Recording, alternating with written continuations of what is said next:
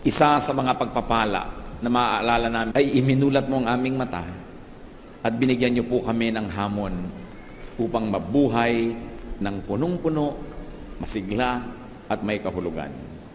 Kayo po ang siyang maging tagapagsalita ngayon, Panginoon. Tungtungan ang inyong paa, ang inyong lingkod, maitaas namin ang iyong pangalan, pinagdiriwang namin ang kabutihan ninyo. Ang mga salita nyo ang nais aming dinggin, kaya mga salita nyo lang nawa ang aming mapagsalusaluhan. Kayo po pa sa langit, aming tagapagligtas, aming Panginoon, aming Diyos, ang maging tagapagsalita ngayon. Basbasan nyo po kami at itaas nyo ang inyong pangalan lamang. Maghari kayo sa aming puso, anuman ang kaguluhan, anuman ang bagay na maring umagaw ng aming pansin sa inyo, isinusuko namin sa iyong paanan. Kayo po ang maghari, magbigay ng kapayapaan. At habang kami naman ay nagtatamasa ng pagpapala mo, nawa Panginoon, ganun din, ilayo mo sa masasamang tao at masasamang espiritu ang aming mga sambahayan, ang mga mahal namin sa buhay na di namin kasama ngayon. Lord, may you speak. Do as you will, lead us, teach us. In the name of Jesus we pray. Amen. 5 steps to life. Hindi lang po 5 ang steps na yan, 5 mahahalagang hakbang upang magkaroon ng isang makabuluhan at malalim na kahulugan ng buhay. If the Lord Jesus came so that we might have life, what did He teach His people so that we may attain the fullness of life? 5 steps to life, and one of that, lahat po ito yung mga verbs, alam na natin pero kailangang sariwain, love. Dapat umibig tayo. Dapat magmahal. Hindi pag-ibig, hindi pagmamahal na noun, kundi verb, magmahal, umibig. Dahil, ang tunay lang pong nakapagpapasaya sa tao ay yung minamahal niya. Pag kami nagbigay sa inyo ng isang platong masarap na pagkain at hindi nyo naman mahal yung nagbigay, maaaring magpasalamat kahit matuwa. Pero kung mahal na mahal nyo yung nagbigay, kahit tansan ang lalagyan at ganun kakonti ang nakaya niyang iabot, ay magpapasalamat kayo at nagagala kayo. Iba yung tingin ng nagmamahal sa iyo, iba yung kanyang karinyo sa iyo. Kaya yung tao pong marunong magmahal, yon ang nakakalasap ng tunay at malalim na kaligayahan. Because only those that you truly love can truly make you happy. So, love God. Well, God loves everybody. Those who love God are the ones who really feel that kind of love. And those who love God in return are the ones who enjoy this loving relationship.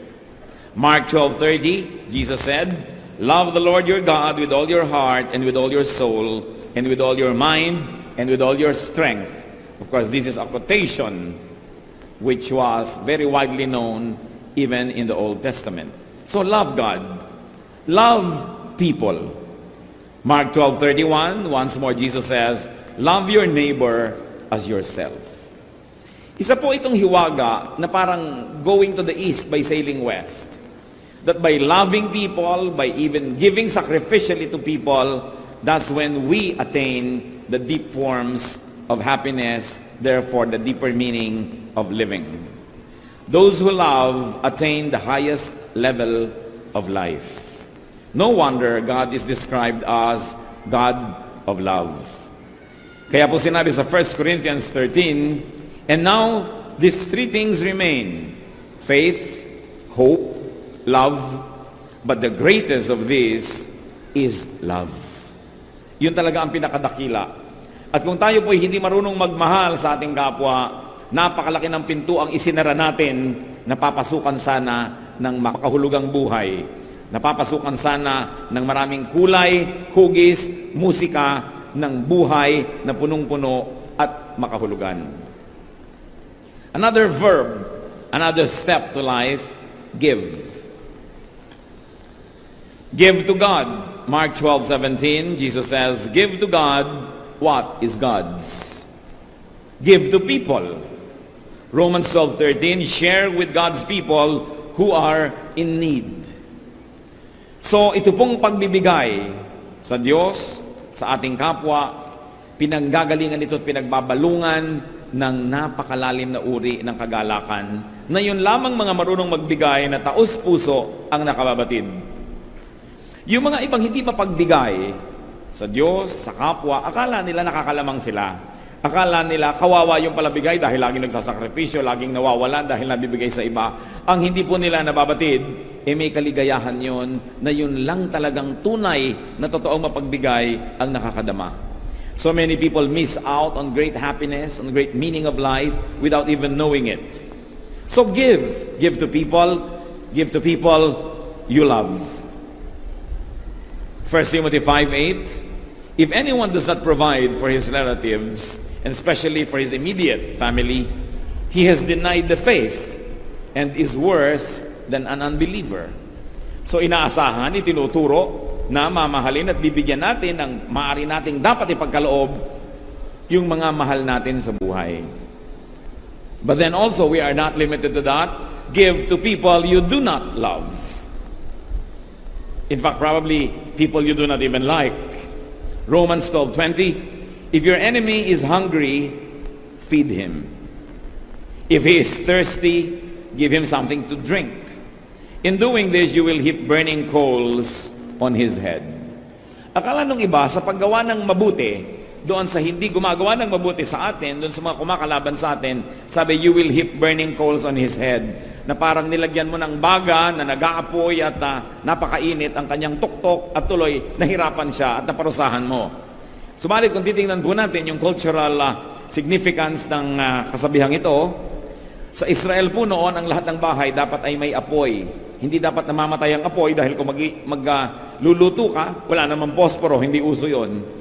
At hindi dapat namamatayan ng apoy maski man lamang ilawan sa gabi sapagkat ayaw nila ng madilim.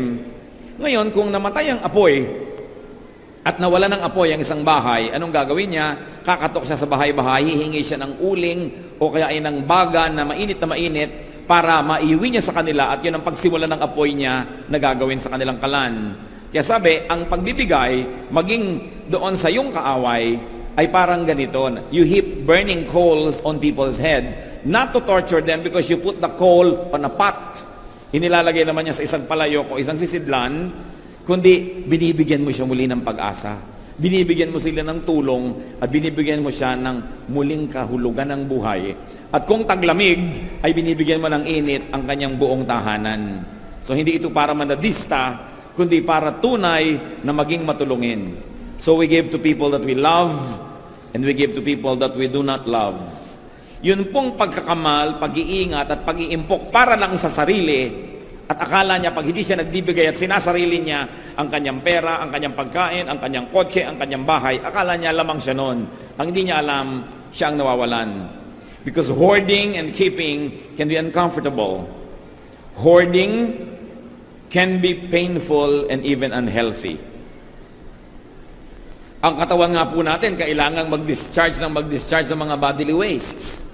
Because when you do not discharge and you do not pass it on and let it pass out, what happens? You get poisoned.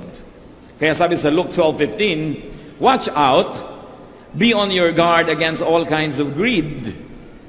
A man's life does not consist in the abundance of his possessions. Hindi nasusukat ang buhay sa dami ng iyong itinago, sa dami ng iyong inimpok, at sa dami ng iyong sinasarili, bagamat may nangangailangan, lalo pa nga't mahal mo sa buhay, at kahit pa nga matatawag na kaaway mo, ay sinasabing huwag pa rin pagdamutan. Hebrews 13:16, do not forget to do good and to share with others, for with such sacrifices, God is pleased. At kung natuwa po ang Panginoon sa ating mga sakripisyo, sa pagbibigay sa ating kapwa, mahal man natin o hindi, mabuti man sa atin o hindi, mayroong magandang nangyayari. Natutuwa ang Diyos. At kung siya'y natutuwa, siya'y nagbo-blow out. Kung siya'y natutuwa, siya'y nagpapagaling. Siya ay nagbibigay ng mas marami pang pagpapala. Kaya yung mga nagiging makasarili, akala nila sa pagsosolo nila sa kanilang mga tinatangkilik at blessing, ay sila'y nakakalamang na hindi nila alam na nawawalan sila ng buhay dahil nawawala ang kagalakan ng Panginoon para sa kanila. At pagka hindi nagagalak sa iyo ang Panginoon, napakalaking kalugihan ang ganyang kalagayan. Bodily wastes must be taken out. That's why biologically and our biological processes, even moving one's bowels, urinating, perspiring, sometimes even the scandalous burping and the releasing of gases can be such a pleasure. Alam natin na isa sa mga pinakamalalakit, malalalim na kaligayahan ng buhay ay palabasin ang mga dapat lumabas na yan sa ating katawan at napakahirap pagka hindi makalabas ang mga yan na uospital ka pa at kung ano-anong ginagawa sa'yo. So letting go, giving up, giving, make life wonderful. Because when you take, you must give. And we take blessings from the Lord every day, so we must give blessings to others every day. In much greater way, giving rewards the giver. Yun pa lang pong pagbibigay, gantimpala na sa nagbigay, sapagkat kung taos-puso yun, may kagalakan siya. Merong isang uri ng kagalakan na ilang mapagbigay ang nakakadama. So we must discover or rediscover life in giving. Hindi tayo padadala sa turo ng sanlibutan na be wise, think of yourself, be selfish, dahil mawawala yung napakalaking pagpapala na tanging sa pagbibigay lamang natin nalalasap. Kaya ang conclusion sa Acts 20:35, it is more blessed to give than to receive. And this is not only to condition people so that they will continuously sacrificially give, but it is written because it is true. It is more blessed to give than to receive. Pangatlong hakbang po, to have a full life, forgive. Magpatawad. Forgiving is letting go of toxins, of unhealthful and destructive energies. Dahil po, mga kapatid, tao tayo, magkakamali tayo, magkukulang. Ganon din ang lahat ng mga mahal natin sa buhay. Ganon din ang mga pinapahalagahan natin, maging ating kabiyak, anak, magulang, kapatid, pinsan, kaibigan, kapitbahay, kapwa manggagawa. Darating at darating ang panahon, kung hindi pa dumarating, magkukulang yan sa atin. Magkakasala, magkakamali. Sapagkat lahat ng tao ay magkakamali at magkukulang, magiging miserable ang buhay ng lahat, liban na lang matuto tayong magpatawad. You can never ask perfection from people around you. They will be short of your expectation. They will probably commit errors intentionally or unintentionally. So who is a happy person? A happy person is not the one who is never offended by anybody, because there will always be people who will offend us. A happy person is a person who knows how to forgive. Kung gagawin po natin pamantayan para maging masaya, yung walang nakakamali laban sa atin, magiging miserable tayo dahil laging may magkakamali. So sino ang masaya? Yun lang marunong magpatawad. Yung tinatanggap niya na magkakamali at magkakamali, magkukulang at magkukulang ang kapwa. At lalo't nangyari na at tapos na, ano pang gagawin natin? Alam naman, magmukmuk na lang tayo buong buhay, magtanim ka ng sama ng loob habang buhay, at huwag mong kausapin ang dating mahal mo buong buhay. The way to have life is to forgive. The only way to keep on living is to forgive. Because if you're going to be a prisoner of other people's errors against you, you will never be happy. The only way to transcend and to deal with the shortcomings of people around us is by forgiving them. Kung sa pagpapatawad po kayo aasa, hawak nyo sa kamay nyo ang inyong kaligayahan kasi kayo ang magpapatawad. Pero kung iaasa nyo na perfect sila at pag nagkakamali sila, magagalit kayo, magiging malungkot kayo dahil walang perfect. So magpatawad. Colossians 3:13-14, bear with each other and forgive whatever grievance you may have against one another. Forgive as the Lord forgave you.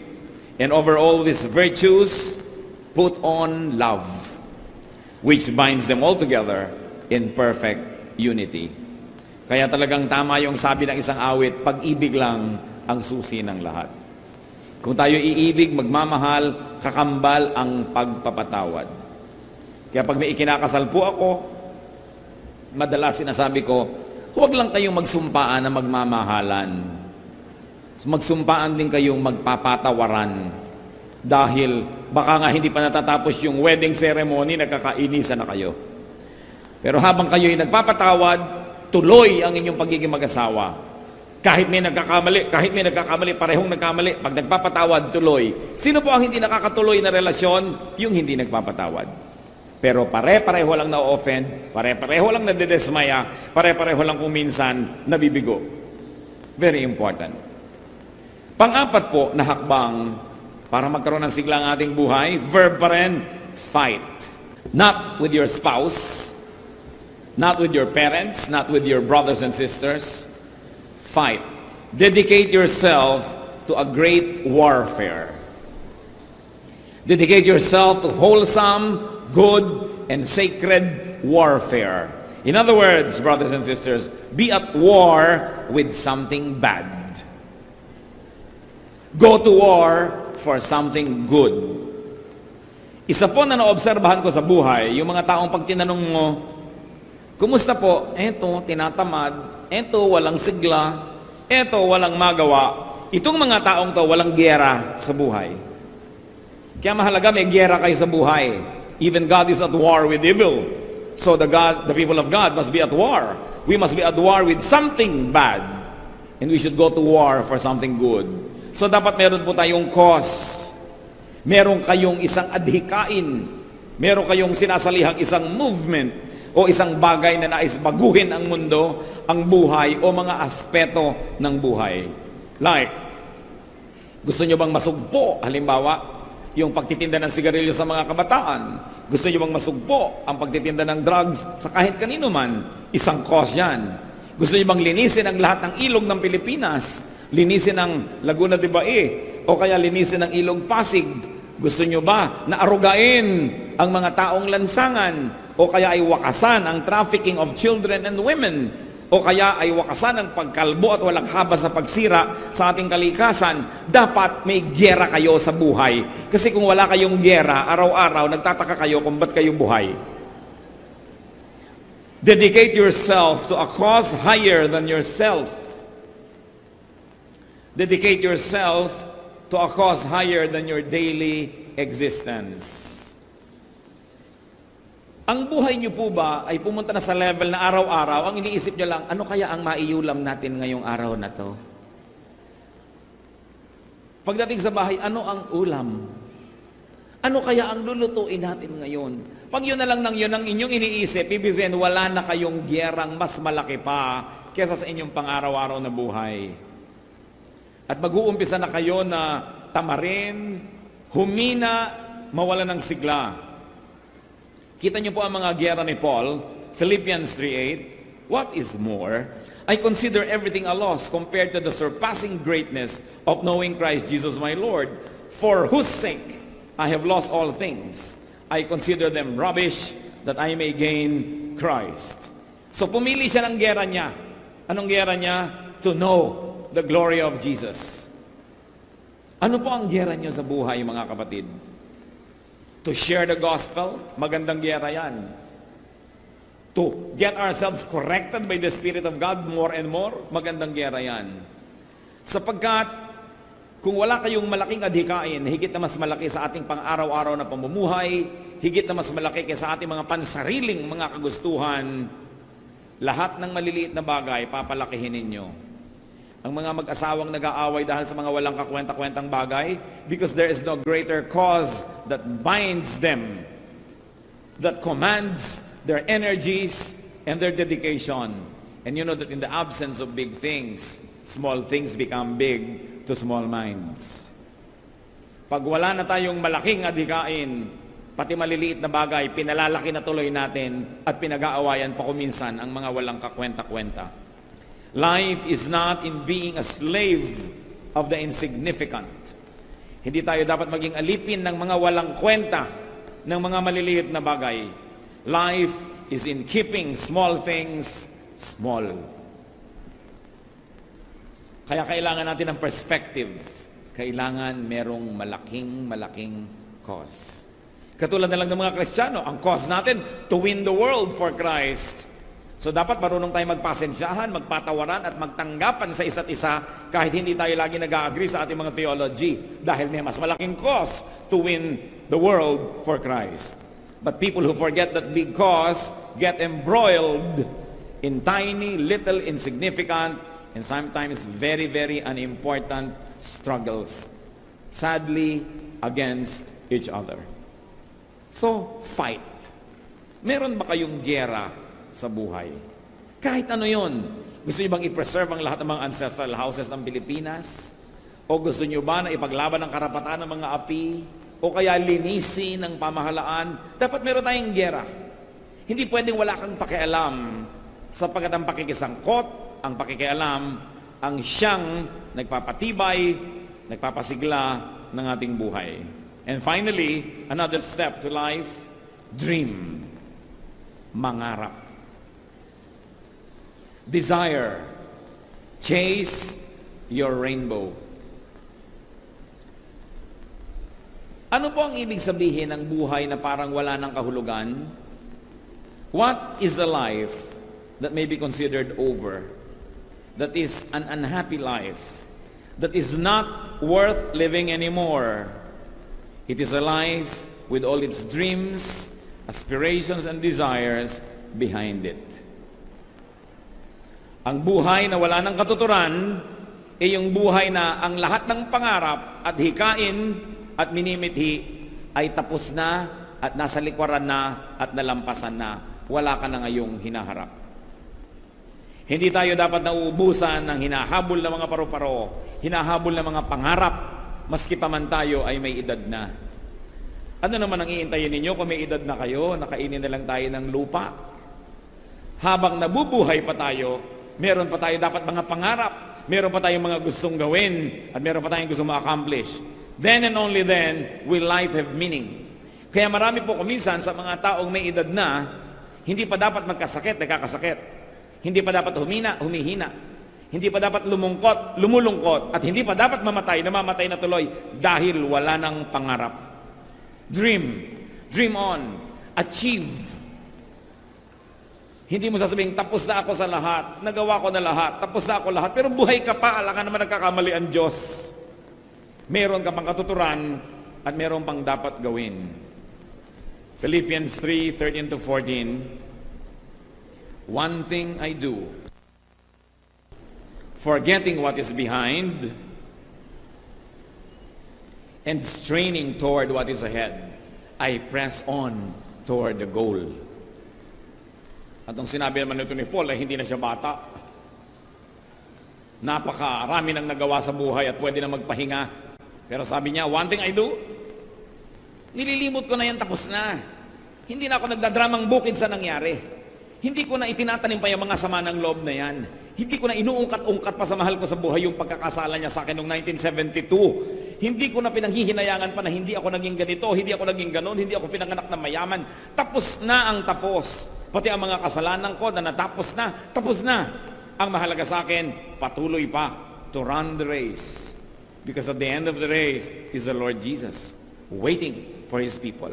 So, run your race. Habang humihinga pa tayo, may katuturan pa at may misyon. At kung wala na kayong maisip noon, mag-isip kayo sapagkat meron. Otherwise, it's probably a mistake of heaven that you are still alive. The Lord Jesus taught and modeled the ways to happiness. And among them, we mentioned 5. Love, give, forgive, fight, dream on, and be happy. Ecclesiastes 3:12. Solomon, the wise man, said, I know that there is nothing better for men than to be happy and to do good while they live. So let's continue to do good, but let's also continue to be happy. Do not let even religion deprive you of happiness.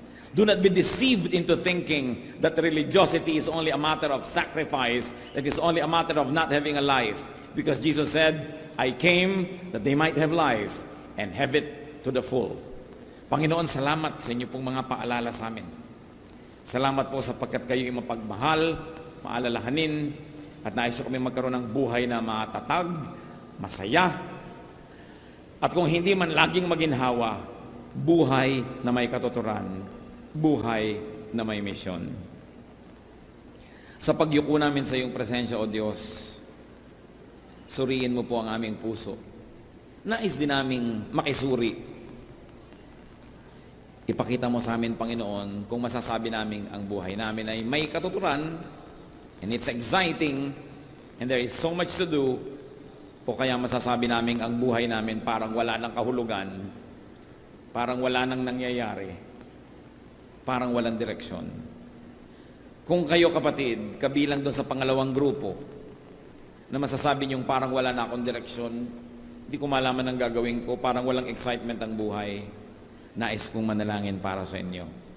Yumuko kayo sa presensya ng Diyos, saan man kayo naroon ngayon. Hihingi tayo sa Diyos ng isang mahimalang paghipo, na makita nyo ang maaring hindi nyo na pagpapapansin kung ano pa ang mga misyon na dapat natin gawin sa buhay. Panginoon, kung meron sa aming kalagitnaan, sino man na maaaring i-consider niya ang kanyang buhay na parang wala ng katuturan, wala ng kahulugan, wala ng meaning, o kaya'y walang kabuhay-buhay, walang kasigla-sigla. Kausapin mo, Panginoon, ngayong Espiritu. Espiritu niyo ang kumausap, Panginoon. Ibulong niyo kung ano pa ang mga nais niyong gawin namin sa buhay. Sa marami nang nagawa, ano pa? Sa wala namang nagawa, ano ang dapat gawin? At sa nalilito, kaliwanagan ang ipagkaloob niyo, Panginoon. Nais niyong makita ang isang buhay na masigla, isang buhay na naghihintay, anticipating, and excited for tomorrow. Hindi isang buhay na parang hinihila ang paa at mabigat ang paglakad ng panahon. Pakita mo sa amin, Panginoon. At sa bawat kapatid naman, nakitang-kita ang kanilang misyon sa buhay, humihingi kami ng kalakasan para sa kanila. Salamat, Ama, kahit wala kami patago, malakas po ang loob naming humingi dahil Ama namin kayo. Dahil mahal nyo kami at dahil sa inyong mga pangako. Mga kapatid, tanggapin ninyo ang hinihiling nyo sa Panginoon ayon sa iyong pananalig at ayon sa kanyang kapangyarihan. Sumagana nawa ang pagpapala ng Diyos sa inyong buhay. Amang Diyos, aming tagalikha, salamat po sa ngalan ng aming Panginoong Hesus.